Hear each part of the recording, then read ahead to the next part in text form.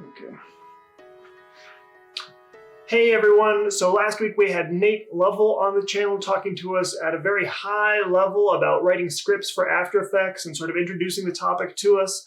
And by popular demand in the comments of that video, we've got him back today and we're going to watch him in real time write a complete script with a user interface from end to end. So yeah, no, that's good. That's good. That's good. All right, Nate. Well, thank you for coming back for a second video. Yeah, no problem. So yeah, by popular demand in the comments, we got you back to do a video where you're going to actually do some coding live in front of us, I guess pre-recorded. So you're going to make essentially a script start to finish. Is that right? Yeah, today I'm going to make a script and our goal is to basically select some layers. I have a bunch of layers here and I want to create an expression control on each of these where I can link, say, a slider control to the scale. And anytime I change this slider, I want it to actually change the scale of my layer. But since I have so many layers, doing it one by one might take a while. So I think we can save a lot of time by creating a script that does it for us. Nice. So you're going to make, basically it's going to be a script that when runs will give you control over the scale of as many layers that you have selected. And there'll be, you said there's going to be a UI as well. Yeah, I think we could just have a very simple thing that lets us click on a button. And it's going to take, if we have 1, 2, 500 layers selected, and it will allow us to easily control each of their scales with the slider control. It sounds good to me. I'm excited to see what's about to happen in the next several minutes. So I guess I'll just let you take it away. If you wouldn't mind explaining kind of step by step what you're doing as you do it, I'll only interject if I'm really lost. Okay, no problem. So to get started, you need to open something to code with usually. I personally use Adobe's tool called ExtendScript, which is super useful. I'm going to put it on the side here so I can easily go back and forth. This is why Windows is pretty nice. But basically what I'm going to do is tell the program that I'm using After Effects. And in this case, I'm using 2021. And the first thing I want to do is just create something super simple, which allows us to, when we run the script, press a button. So in sort of scripting to create an interface, we need to create a window. And a window is just like any application. This is a window here. This is a window. We're going to create our own window. So what I'll do is create a variable, which is basically something we can store something in. We're going to store this window so we can access it, add some things to it or whatever. And I'm just going to call it a window. And in order to create a window in scripting, we just need to say new window. And basically, after that, we add some parentheses, and anything we put inside of these parentheses are going to be the details of our window. Now, there are different types of windows. It's a little bit complicated, but we always pretty much want to make a palette type window. So we type in palette, and then we can also set the name of what our window is going to be. Let's just call it my script, just so we can see it. And then after that, it's a little bit annoying that we have to put this, but I put undefined. Usually you would put in some custom size if you wanted your window to be, full screen, small. This is where you would put in like the width and the height. But when you say undefined, it's going to automatically decide how big it is based on what you put inside of it. So now if we want to see this, I just need to grab my window. And again, this could be anything. It could be Win, it could be W. I'm going to grab my thing that refers to this window and say .show. And we use parentheses to indicate that we're performing an action. And now if I basically have this connected, if you don't have, ExtendScript to connect directly to After Effects, you can save this script file. We'll just call it, save it on my desktop and call it basic script.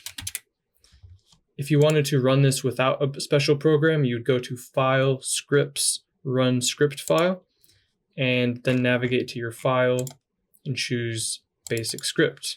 And now you can see we have this tiny little window. You can't even see the name yet. So now what we want to do, go ahead. Oh, sorry to cut you off.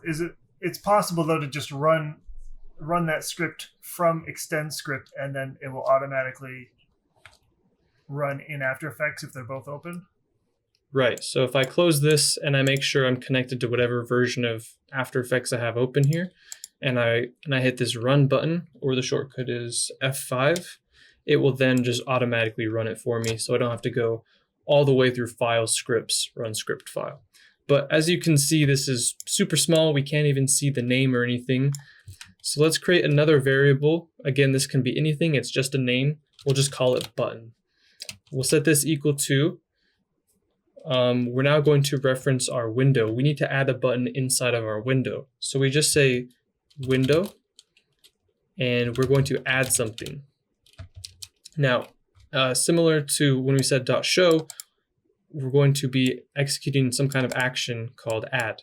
What are we going to add? Well, the first parameter required to add something is what kind of thing you want to add, and we want to add a button. So not to be confused with this, maybe we could call this start button to remove the confusion there. We want to add a button, and I don't know if we can actually just run this. Yeah, we can. So we can now see we have a button, but it's empty. So what we want to do then is give it some text. The second parameter in add, similar to here, is just kind of something you have to learn, is where you put the size of your button. But I don't want to define any particular size. I want it to auto-generate the size, so I leave it as undefined. And then we can put in the name as this third parameter. So what did you say it was going to be start? This is such an important decision. It is. Run. Run, exclamation mark. Yeah, Yes. You got it, exclamation mark. So now we've created a button with a random size, basically. We don't have to worry about the size. And the text is going to say run. So if I go ahead and just update this, you can see now we have our run button. Yeah, right now nothing is happening. So that's kind of the last step, is to actually make this talk to After Effects to do something. And what we wanted it to do was take every selected layer, and we wanted to control the scale with an expression linked to a slider control. So we want to basically, with the script, add a slider control to each one of these layers and then apply an expression to the scale. So now what we're going to do is we need to tell the script when we click on the button to do something. So what we want to do is take our button and say start button. And the way we tell it when it's being clicked, we want to do something, is called an on-click listener. So we just use the text on click, and it uses this thing called camel casing here, which starts the first word in lowercase and every other word is capital. So we say on click, and we're going to set that equal to a bunch of code. And we need to create what's called a function, which is basically just a storage container for a bunch of instructions. So we're going to say when we take our start button and we click on it, we're going to run some code. And this code needs to be inside of brackets. It's just a standard convention. So anything we put inside of this block of code here is going to be what happens when we click on our button. To illustrate how this works, I'll just do what's called an alert. In JavaScript, you can alert something, which just sends a pop-up on the screen. So we can just say, hello there. Now, when I go ahead and click on my button, I get a message saying hello there. So we know that whenever we click on this, something's going to happen. So next, we need to get some After Effects information. The first thing we want to get is the composition with all of these layers. We can't just tell After Effects, or we can't just tell the script to identify what layers are open. We need to first know what the composition is. So what I'll do is create a variable, a container. We'll call it comp, short for composition. And the way we get, it's very, very common in scripting, the way we get the current composition that's open is by saying app, which refers to After Effects or the application. And now we need to go down and say app.project, because we have a project open in After Effects. So inside of After Effects, inside of the current project, we want to grab the what's called active item. Now the active item just refers again to when we have a composition open here. So similar to what we did before, we can alert information and have a pop-up on screen. This is a great way to see how our script is doing. So I can say alert comp, and now if I click on my button, I get something that says object comp item, which means that we have a composition inside of that variable. And I could even say .name and get the name of my composition. Is it possible to have an active item be something besides a comp? Yes, it is. In fact, we could have something selected over here in the project panel. Like for example, I could select the solids folder, and then that would become the item, as you can see, solids. So there is a secondary check you can use to make sure that it's a composition, but I think for this tutorial, it's easiest just to assume that it's going to be, you have it open here and clicked on it. So now that we know we have a composition, it's referring to this composition. Now we need to get all of our layers. And we wanted to do it based on the selected layers. We didn't want to just choose everything. There could be a whole bunch of other layers that we don't want to select in here. So luckily there's a thing built into scripting where we can just grab these selected layers very easily. So let's just say var to make a variable, and we'll call this we'll just say layers. And what we're going to do is then grab our composition object. So now we're referencing our composition here. And all we have to do is say dot selected layers. And this will automatically give us a list of all of the layers we have selected in the composition. If we have a bunch of other layers that aren't selected, it's not going to select these. So again, to make sure that we have the right information, I'm going to alert layers and see if it gives us our selected layers. So when I run this, it gives us here a list. We can tell it's a list because there's these commas, an object, AV layer, and those are all indicative of a layer selected. So next we're going to do something called a loop. In programming, a loop is where you go through a series of elements. It could be 1, 2, 3, a million different things, and each time through we can perform an operation on it. So what's called a for loop in programming allows us to increment through all of the things. And since we have, in this case, 5 layers, we can go through each of these 5 layers and perform something. So the syntax for this is we have for, and then in parentheses, we put the information about this loop. And then similar to our function, which we created over here, we need brackets. Everything inside of these brackets is what's performed. This is just a standard programming technique, and there's plenty of resources in all sorts of languages to learn this.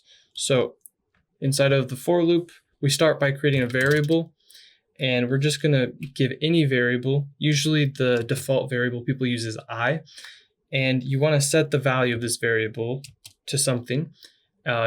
And because we're looping through something, we're going to start with 0. Then we go ahead and say we're going to go up till a certain point. How many times do we need to run through these layers? Well, we need to run through it for as many layers as there are. So we'll say less than our layers dot length. Now our layers has 5 different layers in it, and that means we're going to go from 0 till it reaches below 5s.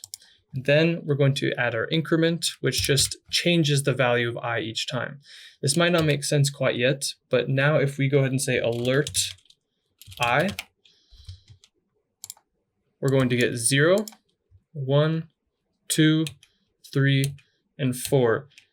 Now that just shows us that with this little tiny bit of code, we can run through a whole bunch of different operations without having to type that code 5 times, let's say. Just to summarize, we have, when we click the button, it runs that function, and then it runs whatever happens inside the for loop for as many times as there are layers. Correct. And if I wanted to use, say, not layers, if I just put the number 10, then I can choose that it's going to go through and do this 9 different times or 10 times. Now you see that we can get the value of I each time. So it starts at 0 and ends at 4 because we have 5 layers. In order to get each of the layers, we can simply say layers. We have our layers here, and we need to connect I to our layers. We want to get layer 1, layer 2, layer 3, layer 4, and layer 5. The way we do that is by just using brackets here. And by saying layers I, it's going to get the first layer, the second layer, the third layer, the fourth layer. So if I say run this, you can see I'm going to get AV layer, AV layer, AV layer. AV layer doesn't tell us exactly what we're looking at. So what I can say is grab the dot name of each of those. And now I'm going to get my solid, solid 2, solid 3, solid 4, and solid 5. So now we know that we're accessing each of our layers one by one. But in this case, we want to add a slider effect and then link that to the scale. First, we need to add a slider effect. The slider effect we're going to use is under Effect, Expression Controls, Slider Control.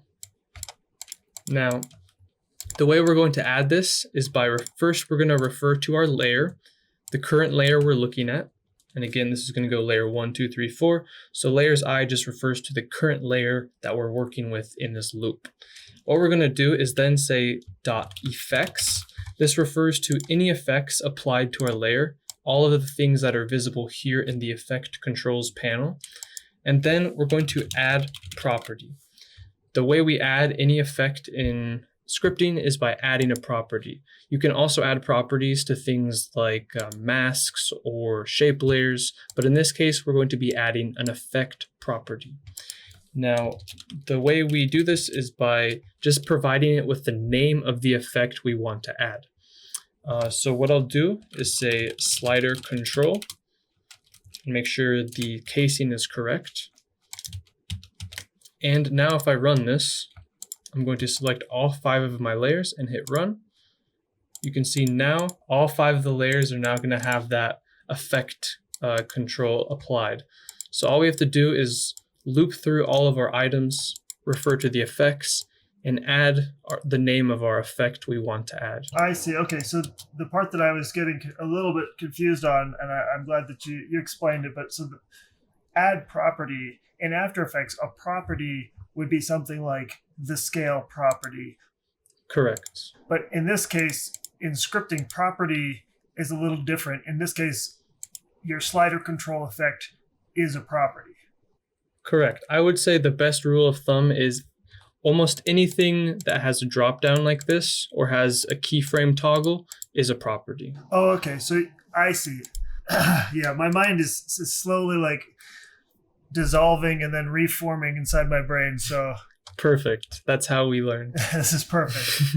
Now that we've added our slider control, well, we need to think about what we would do practically in After Effects without a script to achieve what we're trying to achieve.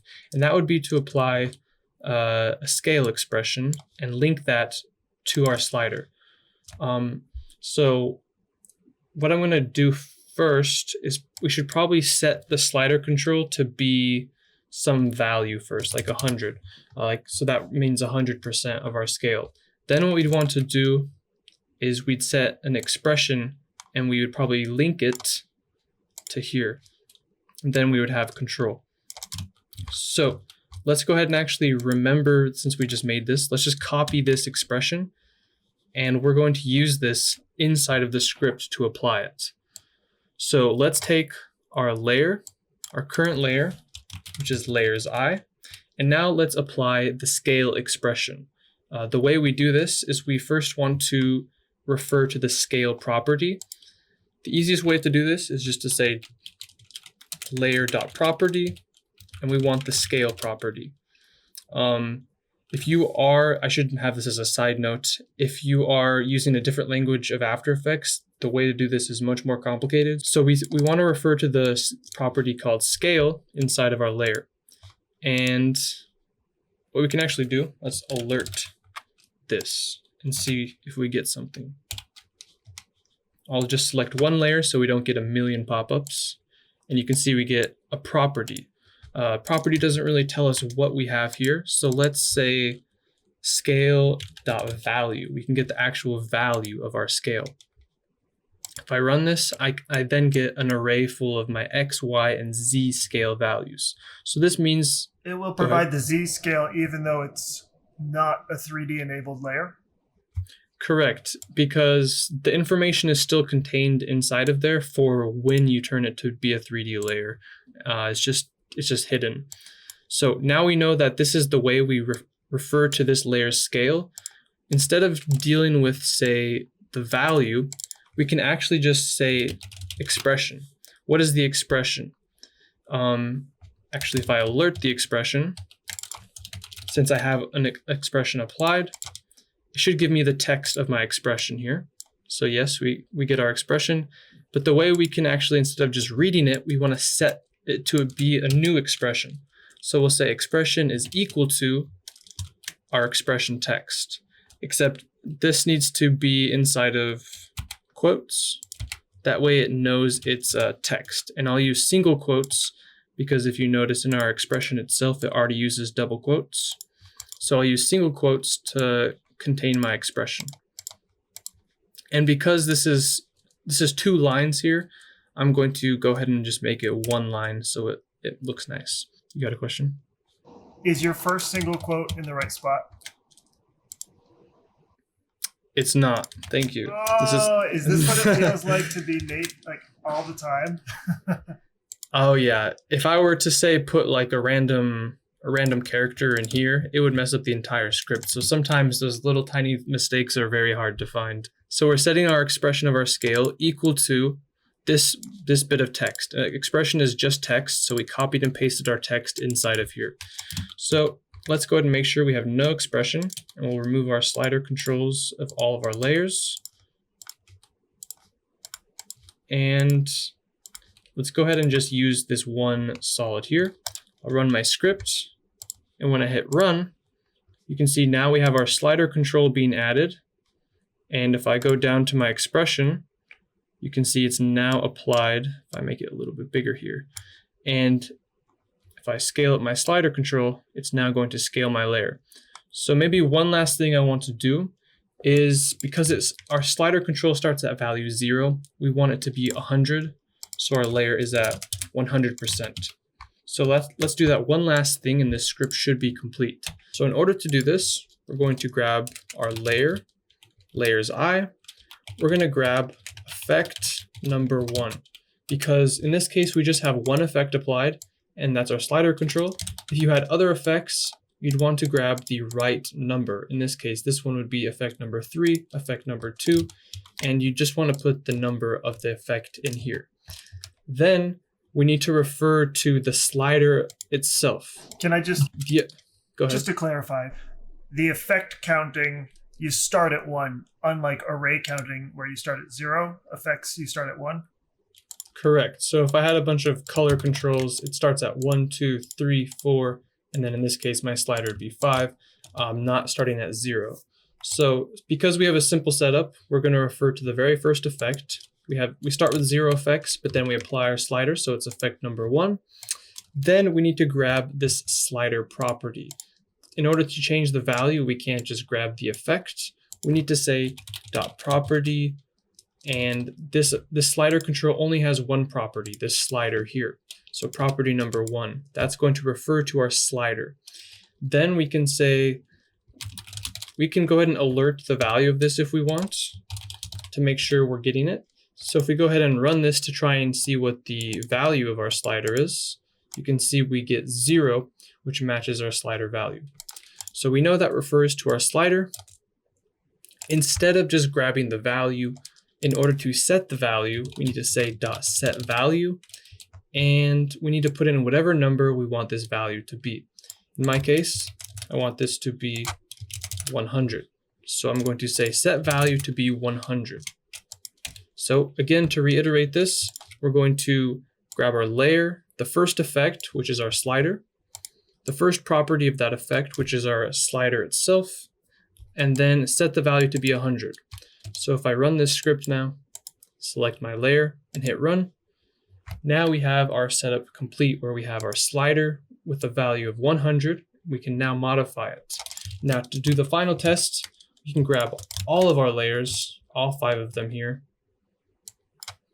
run our script, and now all of them have the individualized slider control applied. We can now go through and change it, and everything is set up nicely. Jeez. And I mean, so doing this, even talking through step by step, this didn't take you hardly any time. If you were to just do this on your own, I bet it'd take you like under 10 minutes. Like from here, would we put this in like our scripts UI folder? Yeah, so the easiest way to run it, if you're not using something like this where we can easily like connect it, you could save it into your scripts folder where all these other defaults that come with After Effects are. The script UI panel, however, is for a different type of user interface, which is actually quite complicated to make. This is a floating script, which means it's just a floating panel, but dockable panels are what go in the script UI panel. And these are ones that sort of just kind of fit right into the UI like this. Okay, got it. So people obviously can find you at the NT Productions YouTube channel. Right. Where else can they find you around the internet? I'm on Instagram at nt_productions, and I also have a Video Hive nt_productions, I believe, where I'll be posting some more useful scripts and plugins and that sort of thing coming up. Awesome. All right, Nate. Well, thanks so much. Yeah, thank you so much for having me. All right. And cut. So that is it. A huge thanks to Nate for taking time to do this. And if you want to download the very script that we just watched Nate make, there's a link for that in the description of this video. Aside from that, leave a comment if you have any questions. And of course, hit the like button so YouTube knows to promote this video everywhere. Okay, that's it. Thanks, guys, and have a good day.